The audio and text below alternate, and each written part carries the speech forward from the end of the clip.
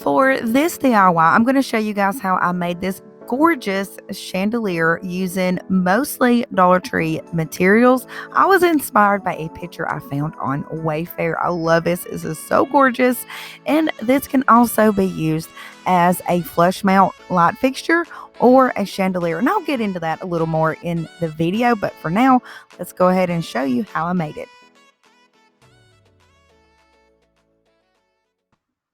For this DIY chandelier, I'll be using a wreath from Dollar Tree. And if it's your first time seeing how to cut a wreath, I'll link below a video showing more details on how to cut this. So what I do is I just cut two of the biggest rings off, and then I cut before and after the little nubs, only leaving one nub in the center.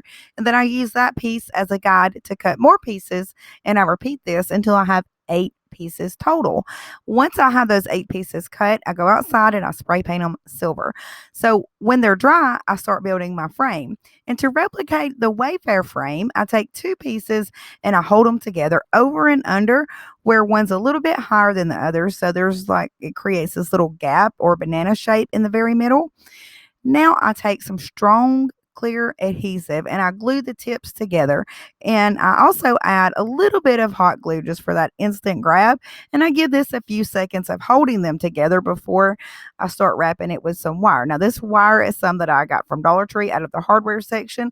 I just snip a little small piece off and then I wrap it around and around until I have the tip completely covered in wire, and then I add a little bit more glue just so it bonds really well together. I do the same thing for the other side so that these will all be one piece, and then I repeat this until I have all 4 pieces ready. And once those are ready, then I'm working on over like a piece of foam board, and I cut the ends that are sticking up. I kind of cut those off just to make sure they're even, the same size. And I thought, if I slit a little place in the foam, it would help me to balance these.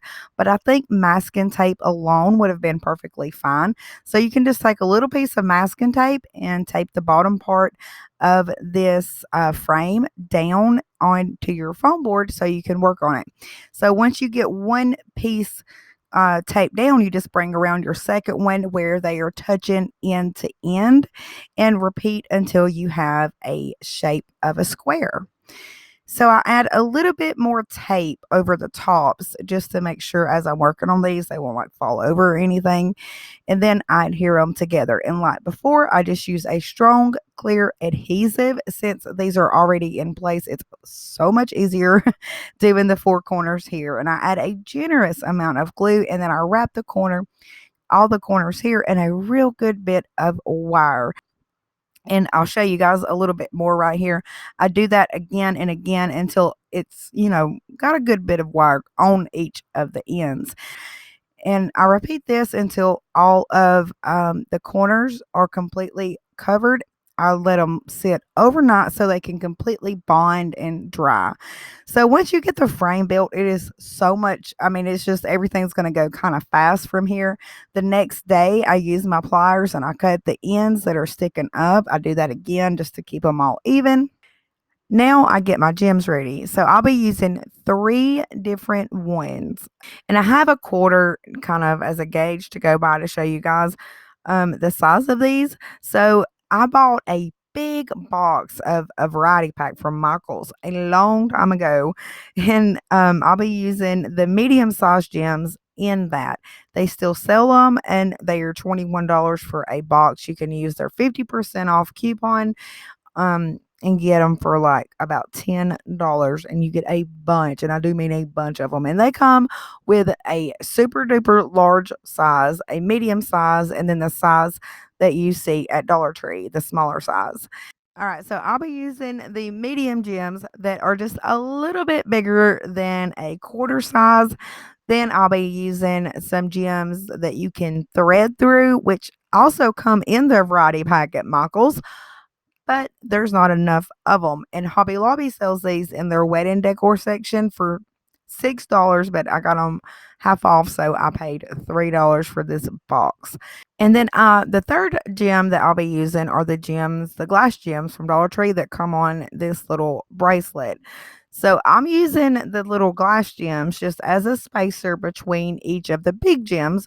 So everything, all the gems don't like bunch up on the line. This keeps them all spaced out. So the first thing I do is prep my medium sized gems because they don't have a place where I can thread. So I use my hot knife to create a hole. And what I do is I just, put like a thin tip onto my hot knife and I just slit the point on the back right down the center. Now I just bring the acrylic over the top, kind of sealing it off, making, kind of like a bridge. It only takes a few seconds to do each one of these. It goes really, really fast. Like boom, boom, boom, you're on to the next one. So once those are all ready, I can now thread my line. So I cut off a super long piece of fishing line and I add masking tape on the end. And the masking tape is so that my gems don't slide off, but also it makes it for easier handling. Plus, you can see where your line is and you know where you're grabbing. You don't have to like look for your pieces of fishing line. So how I do mine is I start and I end with the same gem, which I'm going to start with the Hobby Lobby gem, then I'm going to thread the glass gem, then the medium sized gem, and then the glass gem. And I just repeat that until I have 7 Hobby Lobby gems and 6 of the medium gems with the glass gem in between each one of them. And I do this 9 times, which is all I need to fill the inside frame. Now I take a chain from the floral section of Dollar Tree and I spray paint that silver as well. And actually, I'm using 2 of them because there's only 3 chains on these S hooks. So I took one off of another one and put it on this one to make it a total of 4 since I have 4 edges. I hook all the corners together, which they seem to slide and glide across the bars an awful lot. So to make those stationary in each corner, I turn back to that same wire from the hardware section of Dollar Tree and I just snip a piece off and wrap the wire through the clip on the chain, and then I wrap it around the tip where that clip should be. And I just keep threading it and winding it, threading it and winding it over and over until I think it's durable and secure enough to hold in place. And of course, I do that for all 4 corners. Now, all that's left to do is to tie on our strands of gems and get them on the frame. So I set the frame down on the table where, I wouldn't be like pulling any weight, where any weight wouldn't be pulling on the opposite direction while I'm trying to tie my first knot. So I start on one end and I use a little bit of hot glue, and this is so that my fishing line won't slide down the bar at all. It'll stay in place, and it also makes it a little bit easier when you're tying that knot on. And then you can hang it to tie on the other side, or you can do it on the table, whichever is easier for you. I did it both ways, but I will tell you, when you get a couple of them going, it's a lot easier. So I did one on one side, one on the very opposite side to help balance out the weight, one in the center, and then I just filled them in. And it's going to naturally make that dome shape, kind of like a, rounded shape toward the center of it, just because of the shape of the frame. So once all of my beads or gems are stranded, decorate the frame. So I use the regular size floral gems to fill the gaps of the wires. And really and truly, the Dollar Tree gems are the best gems for this because they're flatter on the back. I just glue the floral gems side by side, filling in that banana shaped gap until it's fully covered and it kind of disguises the fishing line. And then to cover the ends of the frame here, I just went kind of clustering the gems and I just glued them all over and cut and tried to keep it, in a round shape as much as I could. And I did use 2 of the bigger medium sized gems that are on the actual chandelier. I didn't do this in any specific order. I just kind of randomly made crystal clusters. So you can hang this a couple of different ways. One is you can hang this like a flush mount. You can take 4 question mark hooks and screw those into the ceiling and then hook them on each corner.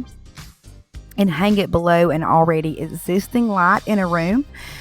If you want to add light to a room that doesn't already have an existing fixture, all you need to do is take an extension cord and a plug-in socket adapter.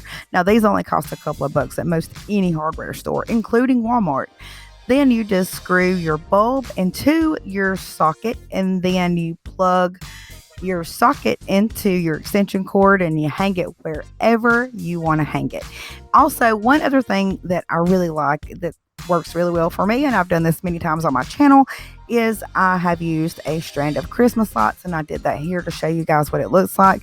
So you can kind of, play with it. And, I used one with 20 bulbs. You can use one with 50 if you want it brighter, and kind of scatter the bulbs out so it can reflect more across the gems. Y'all, this thing is so pretty. I love it so much. That's it for this video. I hope you guys enjoyed it. If you're not part of the creative fam here, I would love for you to subscribe, like if you liked it, and I'll see you guys next week with either a wall shelf decor or spring decor. Let me know what you think in the comments below. I love you, and I'll see you guys next week.